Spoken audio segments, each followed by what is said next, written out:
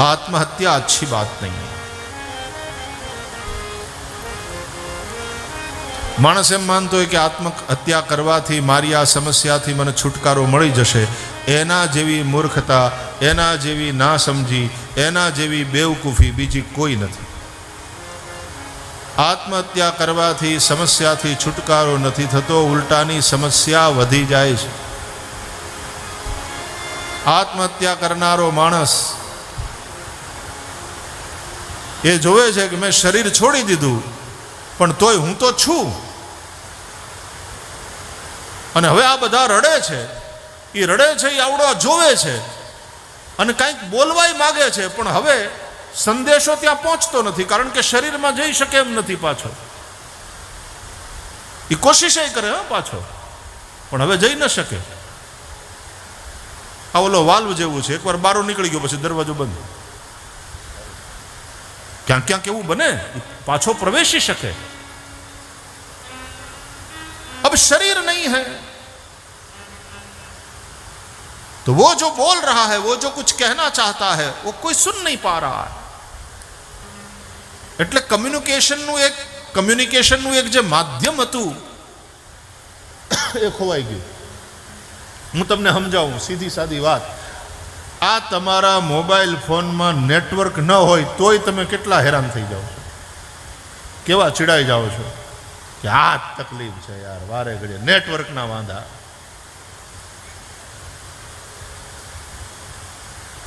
એમ પછી ઓલા નેટવર્ક નથી પકડાતું એટલે બહુ હેરાન થાય, બહુ ચીડાય, બહુ માથા પટકે પણ પછી કાંઈ થાય નહીં।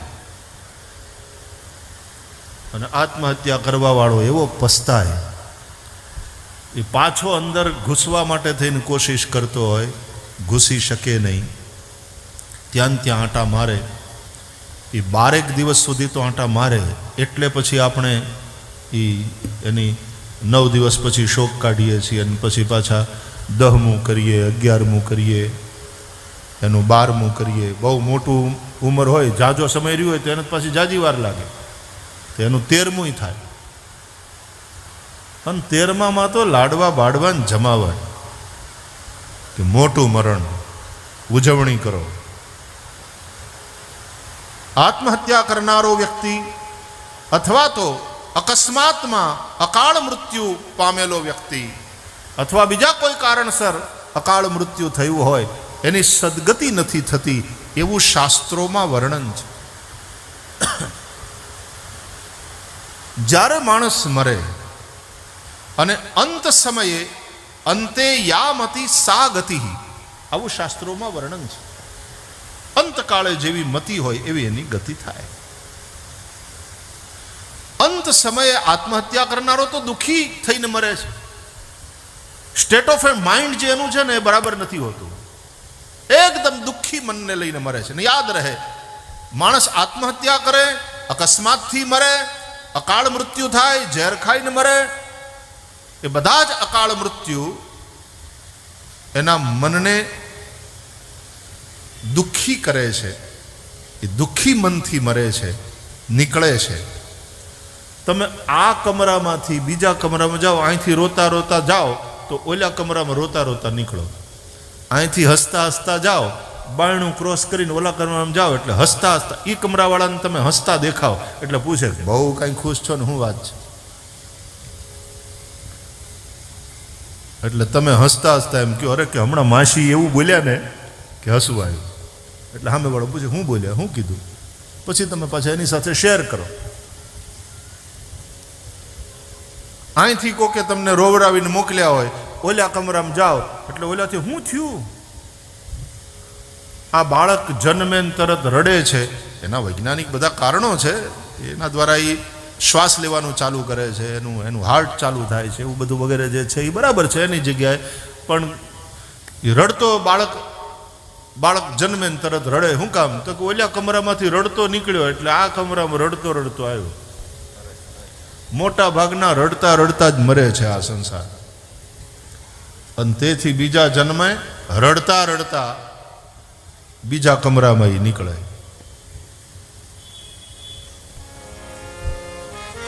સ્વર્ગ અને નર્ક એ શું છે? મૃત્યુ સમયની અંતિમ ક્ષણોમાં તમારા મનની જે સ્થિતિ હોય છે,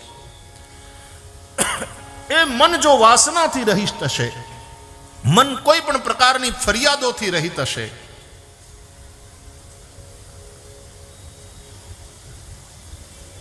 જો તમારું મન શાંત હશે, ભગવાનમાં લાગેલું હશે,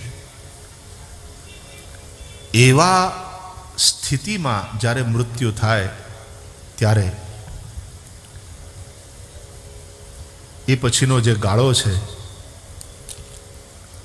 એ અતિ આનંદમાં, એ આનંદમાં માણસ સૂક્ષ્મ શરીરની અંદર જ્યાં રહે છે ને જે અનુભવે છે એ સ્વર્ગ છે.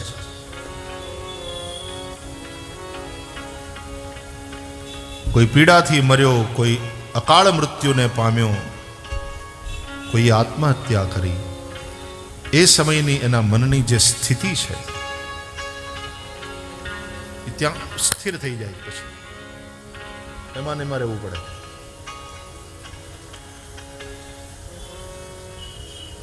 એવો અવગતિયો જીવ તુરંત બીજું શરીર પણ ધારણ કરી શકતો નથી, એ પ્રેત યોનિમાં ભટકે છે.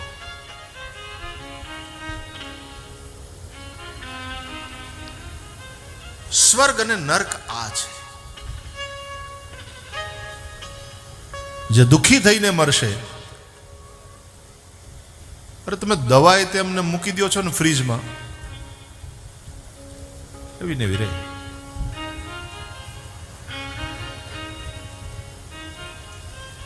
જે આનંદથી ગયો હોય એ પછી આનંદમાં રહે. અને એટલા માટે સાધારણ જીવો એ સામાન્ય રીતે તુરંત એને બીજું શરીર પ્રાપ્ત થઈ જાય એના કર્મો અનુસાર, એના પ્રારબ્ધ અનુસાર.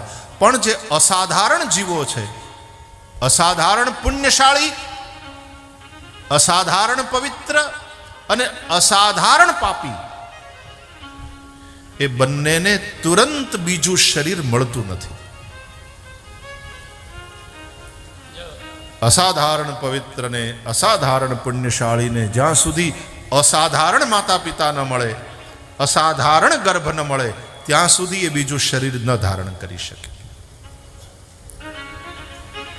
અસાધારણ પાપીને માટે એવા અસાધારણ ગર્ભની જરૂર પડે, ત્યારે એ બીજો જન્મ લઈ શકે. ત્યાં સુધી હોઠી લબમાં પડેલી રહે, ન પાકે. એ લબમાં પડેલી હોઠી હોય. પગડું આવે તો પાકી જાય, પણ પગડાના ટાઈમ હોય ને, પગડાના પીરિયડ હોય.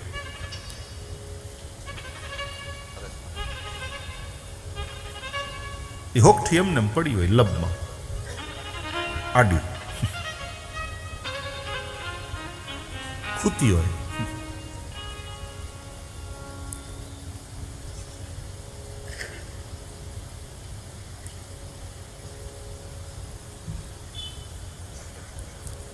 આત્મહત્યા જેવો નબળો વિચાર, આત્મહત્યા જેવો મૂર્ખતાપૂર્ણ વિચાર બીજો કોઈ નથી. પહેલી વાત તો એ છે કે આત્માની હત્યા થતી જ નથી, એ તો છે જ નિત્ય. એટલે માણસને એમ થાય કે આવું કરી લઈશ એટલે આ બધાથી છૂટું, આ બધી માથાકૂટથી કોઈ છૂટતો નથી. ઉલટાનો વધારે સમસ્યામાં, વધારે પ્રોબ્લેમમાં પોતાની જાતને નાખે છે. એના જેવી મૂર્ખતા બીજી કોઈ નથી. અને એટલા માટે ધાર્મિક દ્રષ્ટિએ આત્મહત્યાને પાપ ગણવામાં આવ્યું, અને કાનૂનની દ્રષ્ટિએ પણ એ અપરાધ છે. આત્મદેવ બ્રાહ્મણ આત્મહત્યાના વિચારથી વનમાં જાય છે અને સાધુ પુરુષ એને સમજાવીને રોકે છે. એક ફળ આપ્યું, જા તારી પત્નીને ખવડાવી દેજે. દીકરો નથી ને, તારે દીકરો જોઈએ. પેલા તો સમજાવ્યો કે દીકરા દુઃખી કરી નાખે. મુંચ અજ્ઞાનમ પ્રજારૂપમ બલિષ્ઠા કર્મણો ગતિ.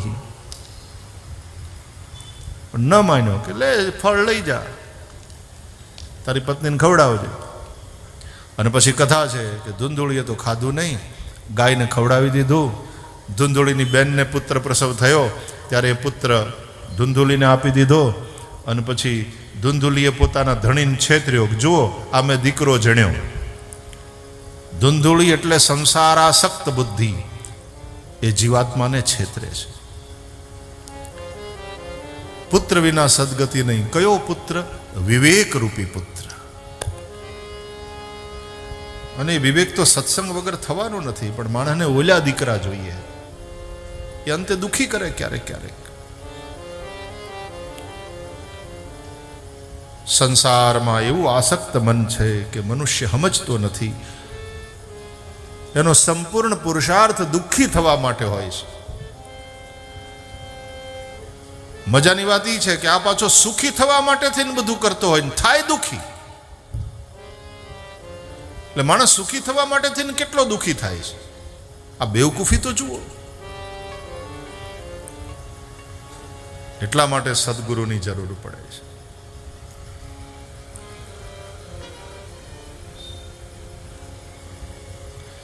તને સદગુરુ હાચું સમજાવે નારાયણ સ્વામી, મનડા રંગાણા વિના ભીતર રે ભેદાણા વિના ભક્તિ ન ભાવે રે. આપણી દેશી સંતવાણીમાં કેવા કેવા શબ્દો લખાયા જુઓ.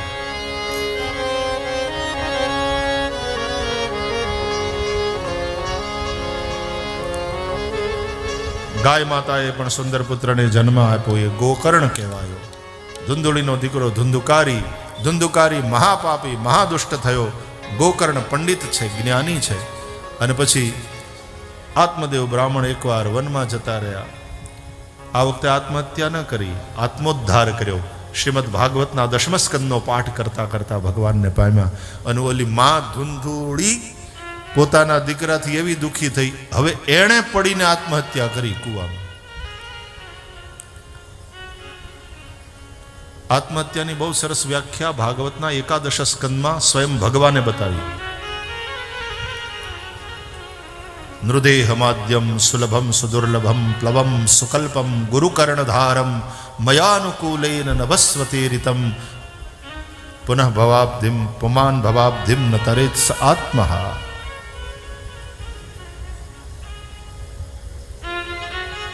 દુર્લભ મનુષ્ય દેહ મળ્યા પછી પણ જે પોતાની મુક્તિ માટે કોઈ ઉપાય નથી કરતો, મોક્ષનું સાધન નથી કરતો, ભજન નથી કરતો, સત્સંગ નથી કરતો, આ ભવસાગરને તરવાનો કોઈ પ્રયાસ નથી કરતો, એ આત્મહત્યારો છે. અને એ વ્યાખ્યામાં તો મોટા ભાગના આત્મહત્યા કરે છે વાલા. કોઈ મોક્ષની ફિકર નથી, પોતાના આત્માના ઉદ્ધારની કોઈને ચિંતા નથી. ઉદ્ધરેદાત્મનાત્માનમ નાત્માનમ અવસાદયેત. ધુંધુકારી અકાળે મૃત્યુ પામ્યો, પ્રેત યોનિને પામ્યો. પછી ગોકર્ણ મહારાજે સૂર્યનારાયણની પ્રેરણાથી શ્રીમદ ભાગવતનું આયોજન કર્યું અને ભાગવતનું શ્રવણ કરી પેલો ધુંધુકારી પ્રેત યોનિમાંથી મુક્ત થયો. ભગવાનના પાર્ષદ વિમાન લઈને આવ્યા અને એને શ્રી કૃષ્ણના ધામમાં લઈ ગયા. ધન્યા ભાગવતી વાર્તા પ્રેત પીડા વિનાશિની સપ્તાહોપી તથા ધન્ય કૃષ્ણલોક ફલપ્રદા. પછી તો વિધિ કથન કર્યું શ્રીમદ ભાગવતનું. જેમ ડૉક્ટર દવા આપે અને પછી આ દવા કેટલી વાર લેવી, કોની હારે લેવી, કેટલા પ્રમાણમાં લેવી, આ બધી વિધિ બતાવે એમ વિધિ કથન કર્યું છે. અંતે સુખદેવજી ત્યાં આવ્યા. એમણે પણ વચનામૃત કર્યા. એમણે એક વાત કરી કે આ કથાનો રસ સ્વર્ગે સત્યે ચ કૈલાસે વૈકુંઠે નાસ્ત્યયમ રસઃ. સ્વર્ગલોકમાં, સત્યલોકમાં, વૈકુંઠમાં ક્યાંય નથી. આ રસ માત્ર પૃથ્વી ઉપર ઉપલબ્ધ છે. અતઃ પિબંતુ સદભાગ્યા. જો તમારા ભાગ્યમાં હોય તો પીઓ, આ રસને પીઓ. વ્યાસજી દ્વારા રચિત, સુખદેવ દ્વારા કથિત અને જેનું શ્રવણ કરી 7 જ દિવસમાં મુક્ત થયા મહારાજ પરીક્ષિત, એવી આ ભાગવતી કથા 335 અધ્યાય 18,000 શ્લોક અને 12 સ્કંધમાં છે. એવી ભાગવતી કથાનું પાન કરતા આપણે એકવાર પ્રવેશ કરી લઈએ. ओम श्री परमात्मने नमः। जन्माद्यस्य यतोऽन्वयादितरतश्चार्थेष्वभिघ्नस्वराट् तेने ब्रह्महृदाय आदिकवये मुह्यन्ति यत्सूरयः तेजो वारिमृदां यथा विनिमयो यत्र त्रिसर्गो मृषा धाम्ना स्वेन सदा निरस्तकुहकं सत्यं परं धीमहि। सत्यं परं धीमहि। श्रीमद् भागवतમાં પ્રવેશ આ મંગલાચરણના પ્રથમ શ્લોકનું દર્શન આપણે આવતીકાલે કરીશું. હું સંકીર્તન કરાવું આરતી પહેલા, એનો મતલબ એમ નહીં કે તમે ઊભા થઈને ભાગો. એવું છે, જો સાંભળો, એ બેન સાંભળો, જે બેન ઊભા થયા છે આ બાજુ સાંભળો. વયું જવું તમારે, વયા જાવ, રોકાવ નહીં. કાંઈ વાંધો નહીં, બુંદી ગાંઠિયા ખાઈને જાજો. મહારાષ્ટ્રની આજ્ઞા છે, બધા પ્રસાદ લઈને જ જાય. જો સાંભળો, તમારું ઓપરેશન 3-3.5 કલાક હાલે અને પછી છેલ્લે ડૉક્ટર ટાંકા લેતા હોય ત્યારે જો તમે ટેબલ ઉપરથી ઉઠીને ભાગો તો શું થાય? એમાં 3.5 કલાકના ઓપરેશન પછી છેલ્લે જે કીર્તન કરાવું છું એ તમારા ટાંકા લઉં છું. એમાં ઉઠીને જો ભાગશો ને વળી પાછું ઇન્ફેક્શન લાગી જાય આ સંસારનું, તો જીવ જોખમમાં. એટલે જયંતીલાલ બેઠા રહ્યો, જસુબેન વચ્ચેથી ઊભા નહીં થતા. थोड़ी देर भगवान नाम का आश्रय करेंगे, फिर आरती और फिर प्रसाद के लिए प्रस्थान करेंगे. श्री राधे गोविंद भज मन श्री राधे.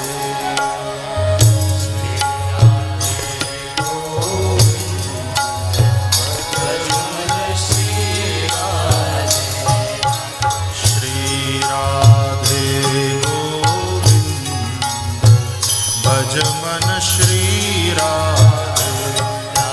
श्री राधे गोविंद भज मन श्री राधे.